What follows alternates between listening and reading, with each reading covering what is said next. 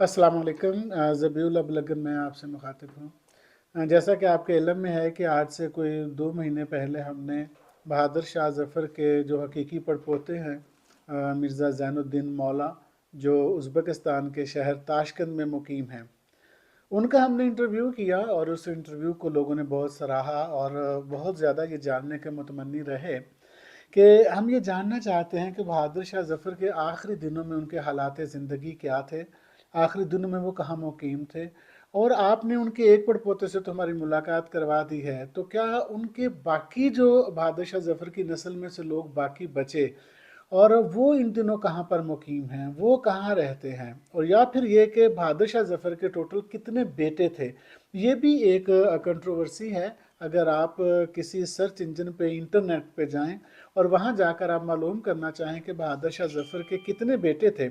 और बहादुर शाह ज़फ़र के वो बेटे उनका अंजाम क्या हुआ या उनके हालात ज़िंदगी क्या रहे, तो मुख्तलिफ सर्च इंजन जो है वो मुख्तलिफ मालूमात देते हैं। जैसे कि आजकल चैट जीपीटी का दौर आपके इल्म में है, तो अगर आप एक चैट जीपीटी पर जाते हैं एआई पर तो वो और मालूमात देते हैं, दूसरे पर जाते हैं तो वो कुछ और मालूमात देते हैं। इवन कि यहाँ तक भी इख्तलाफ पाया जाता है कि बहादुर शाह ज़फ़र के जिन बेटों के सर कलम करके उनके सामने पेश किए गए थे ताश में रख करके, तो क्या वो 2 सर थे या 4 सर थे। तो ये चूंकि ये तारीख का ये सितम है कि जब कोई वाक़या ज़रा पुराना हो जाता है तो फिर उसमें उस वाक़े को जो है वो कुछ तो अफसानवी रंग दे दिया जाता है और कुछ इतना कम कर दिया जाता है कि वो हकीकत से बहुत दूर निकल जाता है। तो यही वजह है कि बहादुर शाह ज़फ़र के मामले में भी कुछ ऐसा ही हुआ है। और मैं आज की वीडियो में बहादुर शाह ज़फ़र के जो आखिरी अयाम हैं उनके हालात ज़िंदगी वो आपसे बड़ा मामूली से डिस्कस करना चाहता हूँ। बसूरत दीगर मैं इसके लिए एक अलग से वीडियो बनाऊँगा और उस वीडियो में मैं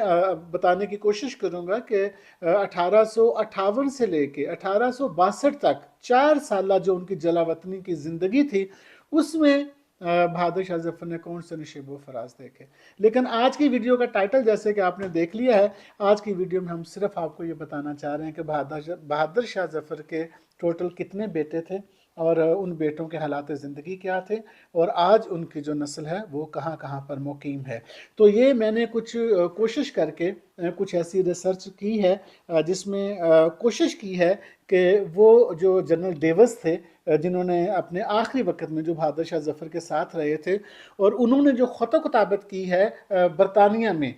लंदन में जो उन्होंने अपनी ख़त किताबत की है उसकी रोशनी में मैंने ये डिटेल्स निकाली हैं, तफसीलात निकाली हैं और मुमकिन है कि ये भी आपको इंटरनेट के सर्च इंजन पे उस तरह से ना मैसर आ सके। ये मुख्तलिफ़ किताबों की मदद से और कुछ मुख्तलिफ़ मज़ामीन से ये मालूमात अख़ज़ की गई हैं और निकाली गई हैं। तो ये जो एक जो इन रिसर्च के तहकीक के बाद जो चीज़ सामने आती है वो ये है कि बहादुर शाह ज़फ़र के 22 बेटे थे। 1857 तक, 1857 की जंग आज़ादी तक बहादुर शाह ज़फ़र के 22 बेटे थे और जो उनके सबसे बड़े बेटे जिन्हें मिर्ज़ा मुग़ल कहा जाता है जो उनके जानशीन थे। अगर आपके इल्म में हो तो 1857 की जंग आज़ादी जो मिर्ज़ा मुग़ल हैं उन्होंने ही लड़ी थी और बहादुर शाह ज़फ़र उस वक्त तक किले में ही मुकीम थे और अंग्रेज़ सरकार की तरफ से उनको महाना वजीफ़ा भी दिया जाता था। लेकिन मिर्ज़ा मुग़ल का ख्याल ये था कि ये हमारी सल्तनत है, ईस्ट इंडिया कंपनी यहाँ पर आकर काबज़ हो गई है तो हमें इनसे निजात हासिल करना चाहिए और हमें चूँकि ये हमारे मुज़ाकरात की बुनियाद पे या किसी और इखलाकियात की बुनियाद पे, किसी आइन और दस्तूर की बुनियाद पे ये हमारे ऊपर काबज़ नहीं है। ये एक ईस्ट इंडिया कंपनी यहाँ कारोबार करने के लिए आई और हमारे ऊपर आकर काबज़ हो गई। तो तब मिर्ज़ा मुग़ल ने मुसलमानों को इकट्ठे किया और उसने फिर ये 1857 की जंग आज़ादी का आगाज़ किया जिसका अंजाम ज़ाहिर है नाकामी पर मुंतज हुआ। चूँकि अंग्रेज़ सरकार के पास उस वक़्त फ़ौज ज़्यादा थी, उनके पास बंदूकें थीं, उनके पास असलहा था, जबकि मुसलमानों के पास ये सारी चीज़ें नहीं थीं। और इसी जंग के अंदर मिर्ज़ा मुग़ल जो बहादुर शाह ज़फ़र के जानशीन थे, दिल्ली में लड़ते हुए उनके साथ वो शहीद हो गए। तो अब जो उनके दूसरे बेटे हैं, दूसरे बेटे उनका नाम है मिर्ज़ा खिज़र सुल्तान, ये इनके दूसरे बेटे थे और ये 1857 की जंग आज़ादी जिसे वो बगावत करार देते हैं अंग्रेज़, वहाँ ये गिरफ्तार हो गए थे और फिर इनको अंग्रेज़ सरकार ने फांसी दे दी थी। अब आते हैं जो तीसरे बेटे बहादुर शाह जफर के, उनका नाम है मिर्ज़ा जवां बख्त। और मिर्ज़ा जवां बख्त की मौत बहुत अफसोसनाक इसलिए थी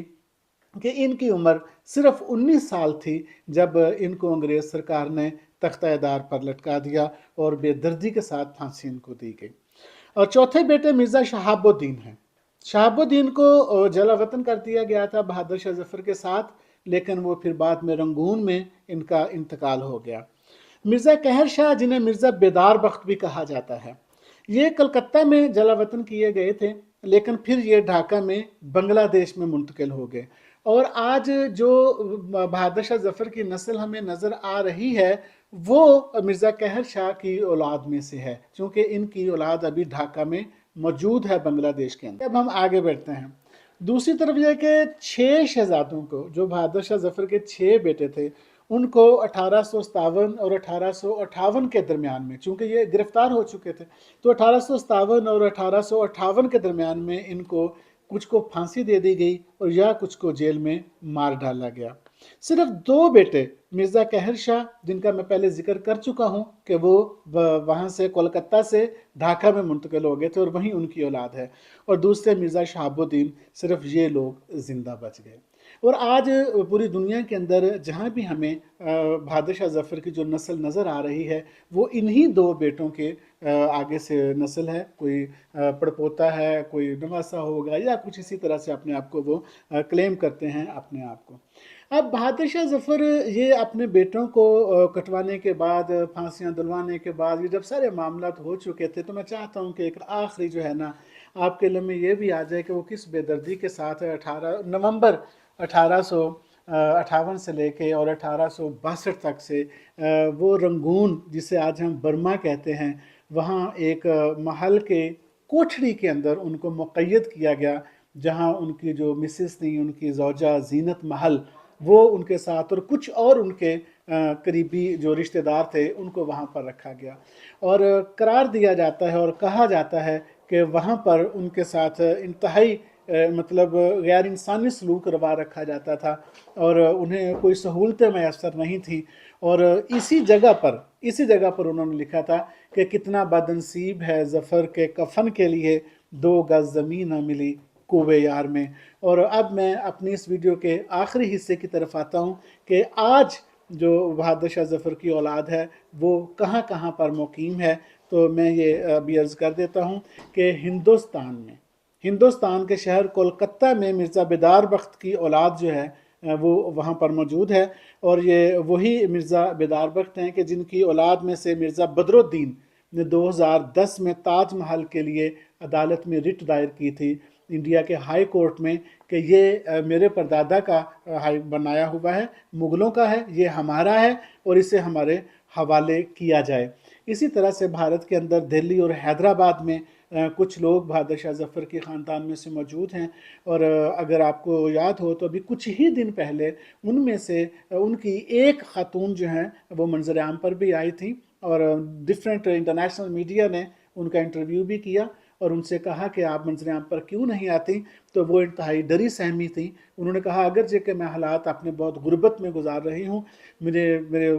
रगों में एक बादशाह का खून है, लेकिन इस सब के बावजूद भी मैं भारत में बहुत ज़्यादा नुमायाँ नहीं होना चाहती और मैं मीडिया पर नहीं आना चाहती, और वो मीडिया पर नहीं आई थी। और सिर्फ़ एक इंटरव्यू उनका नशर हुआ है एक बैनुल अक़वामी ज़राए अबलाग में। और इसी तरह से पाकिस्तान के अंदर भी कराची के अंदर ये कहा जाता है कि बहादुर शाह ज़फ़र के जो पड़पोते हैं वो वहाँ पर मौजूद हैं। और अगरचे वो वहाँ पर कोई बहुत बड़े कारोबार नहीं कर रहे, वहाँ पर बहुत नुमाया नहीं है, वहाँ भी बेचारे तकरीबन गुमनामी और गुर्बत की ज़िंदगी ही गुजार रहे हैं। और जैसा कि मैंने पहले अर्ज़ किया कि मिर्ज़ा कहर शाह की औलाद जो है वो ढाका में है, बांग्लादेश में है। और इसी तरह से म्यांमार, जिसे बर्मा कहते हैं, जहाँ बहादुर शाह ज़फ़र ने अपनी ज़िंदगी के आखिरी 4 साल गुजारे और वहीं पर उनका मज़ार है। ये मैं फिर आपको किसी वीडियो में बताऊंगा कि उनका मज़ार कब बना और कैसे बना, ये अलग से एक बड़ी दिलचस्प स्टोरी और कहानी है। तो वहाँ पर म्यांमार में भी जो है शहज़ादा शहाबुद्दीन की औलाद में से जो वहाँ जलावतन हो गए थे और वहाँ जाके इंतकाल हो गया था, उनकी औलाद में से कुछ लोग, चंद ख़ानदान अभी भी वहाँ पर मौजूद हैं। और ज़ैनुद्दीन मौला